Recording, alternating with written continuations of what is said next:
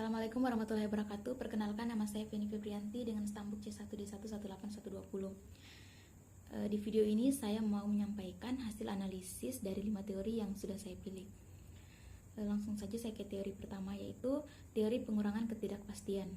Pencetus teori ini adalah Charles Berger dan Richard Calabrese pada tahun 1975. Teori ini mengemukakan bahwa ketika dua orang asing bertemu, fokus mereka adalah untuk mengurangi tingkat ketidakpastian atau kegelisahan mengenai satu sama lain dalam hubungan mereka. Kemudian ada dua hal yang menjadi konsep dari teori ini, yaitu prediksi dan penjelasan. Prediksi merupakan kemampuan untuk memperkirakan pilihan-pilihan perilaku yang mungkin dipilih dari sejumlah kemungkinan pilihan yang ada bagi diri sendiri atau bagi pasangan dalam suatu hubungan. Kemudian penjelasan merupakan usaha untuk menginterpretasikan makna dari tindakan yang dilakukan di masa lalu dalam sebuah hubungan.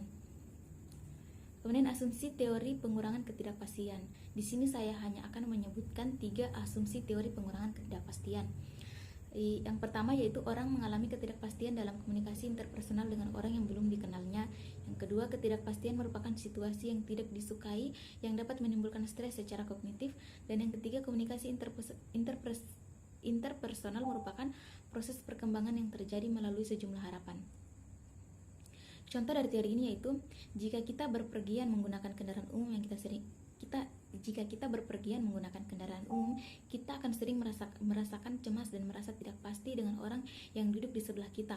Apakah orang tersebut baik ataupun tidak baik? Dan juga saat kita masuk ke sekolah atau tempat kerja yang baru, kita seringkali merasakan kecemasan.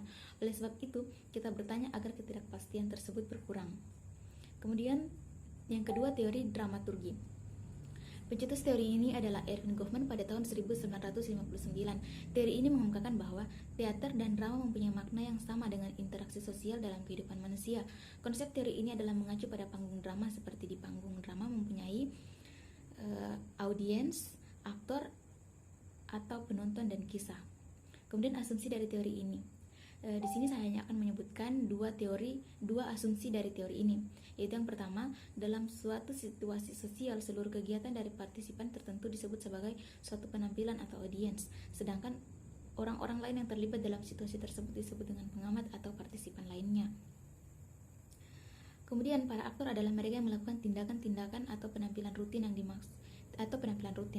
dimaksud dengan tindakan rutin di sini menurut Goffman dalam Dadang Supardan 2011 yaitu membatasi sebagai pola tindakan yang telah ditetapkan sebelumnya, terungkap pada saat melakukan pertunjukan dan juga dapat dilakukan maupun diungkapkan pada kesempatan lain. Kemudian kritik terhadap teori ini. Kritiknya itu berbagai pendapat menyatakan bahwa teori dramaturgi dirancang untuk institusi dan karenanya tidak dapat diterapkan ke dalam berbagai bidang yang belum teruji. Kemudian contoh dari teori ini adalah misalkan seorang front officer atau resepsionis yang harus selalu bersikap ramah dan murah senyum serta sabar kepada para pelanggan. Ia harus memerankan konsep dramaturginya dengan front stage dan backstage yang berbeda. Di depan ia harus tetap tampil tersenyum dan profesional walaupun di backstage-nya dia sedang atau memiliki masalah, misalnya dia dimarahi manajer atau atasan di hotel akibat kelalaiannya. Inilah yang disebut dengan dramaturgi. Bagaimana seseorang seperti sedang bermain drama dalam kehidupannya antara front stage dan backstage yang sangat bertolak belakang. Kemudian teori yang ketiga yaitu teori spiral keheningan. Pencetus teori ini adalah Elizabeth Noel pada tahun 1973. Teori ini mengemukakan bahwa media yang lebih memberikan perhatian pada pandangan mayoritas dan menekan pandangan minoritas. Konsep utama teori ini adalah opini publik yang erat kaitannya dengan teori komunikasi politik. Opini publik adalah pendapat kelompok masyarakat atau pihak yang memiliki kepentingan tertentu. Ada 3 asumsi teori spiral keheningan ini, yaitu yang pertama, masyarakat mayoritas mengancam individu yang menyimpang dengan adanya isolasi. Dengan demikian, kelompok minoritas akan diliputi rasa takut terhadap isolasi orang-orang yang berkuasa. Kemudian yang kedua, rasa takut akan isolasi membuat individu untuk setiap saat mencoba menilai iklim opini. Kemudian yang ketiga, perilaku publik dipengaruhi oleh penilaian akan opini publik. Kritik terhadap teori spiral keheningan ini yaitu yang pertama, formulasi teorinya tidak lengkap. Yang kedua, konsep-konsep utamanya tidak dijelaskan dengan memadai.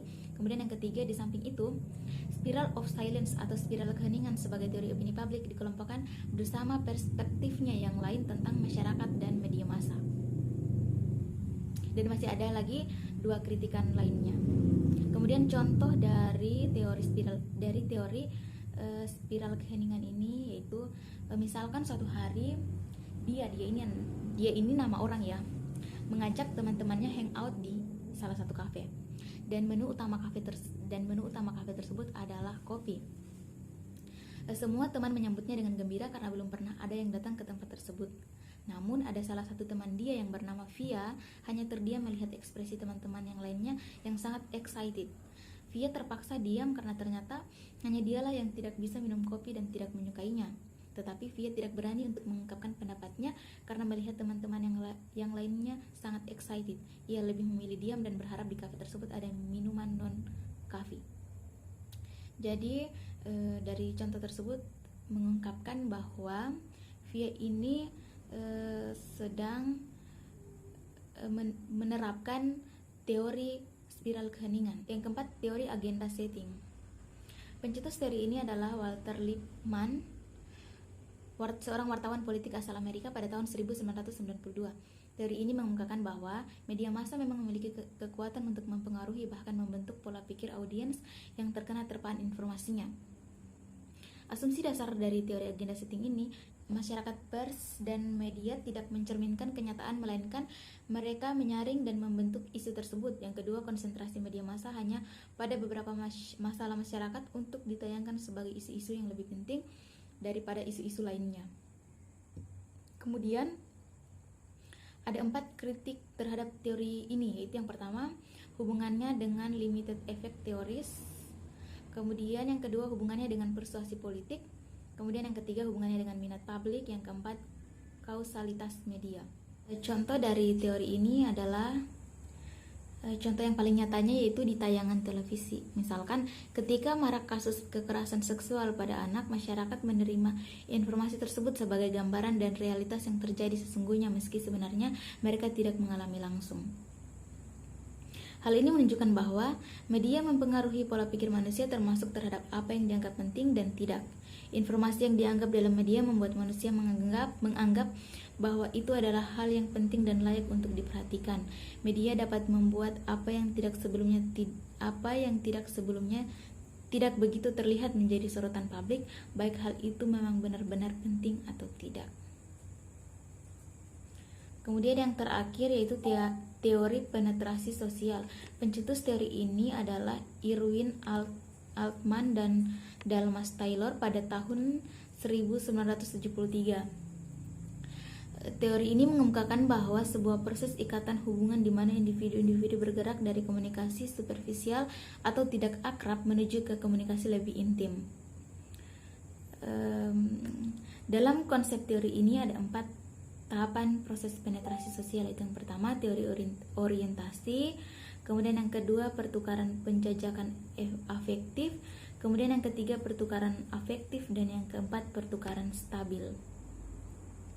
Asumsi teori ini adalah yang pertama, hubungan-hubungan mengalami kemajuan dari tidak intim menjadi intim.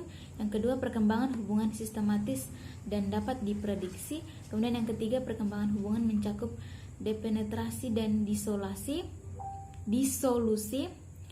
Yang keempat, pembukaan diri adalah inti dari perkembangan hubungan. Salah satu kritik terhadap pemikiran teori penetrasi sosial ini adalah adanya keraguan apakah setiap orang senantiasa berorientasi ekonomi. Analisa kritik ini dimulai dengan mengulas mengenai teori penetrasi sosial. Teori ini bermula dari teori pertukaran sosial yang menyatakan segala bentuk relasi sosial manusia berdasarkan pada bentuk-bentuk pertukaran di antara para pelaku interaksi sosial tersebut. Selanjutnya, teori ini diterapkan dalam bentuk komunikasi interpersonal di mana dasar melakukan komunikasi karena adanya prinsip transaksi antara pelaku komunikasi.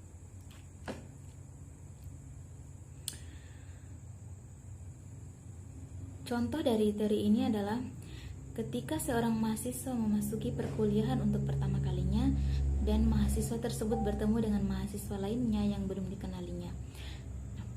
Contoh dari teori ini adalah salah satu kritik terhadap pemikiran teori penetrasi sosial adalah adanya keraguan apakah setiap orang senantiasa berorientasi ekonomi. Kemudian contoh dari teori ini adalah ketika seorang mahasiswa memasuki perkuliahan untuk pertama kalinya dan mahasiswa tersebut bertemu dengan mahasiswa lainnya yang belum dikenalinya, mereka berkenalan dan saling bertukar informasi mengenai diri mereka.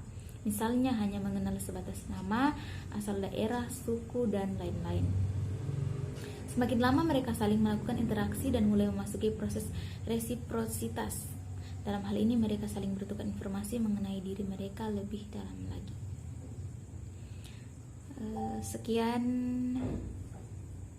hasil dari analisa teori ini. Saya tutup dengan ucapan Assalamualaikum warahmatullahi wabarakatuh.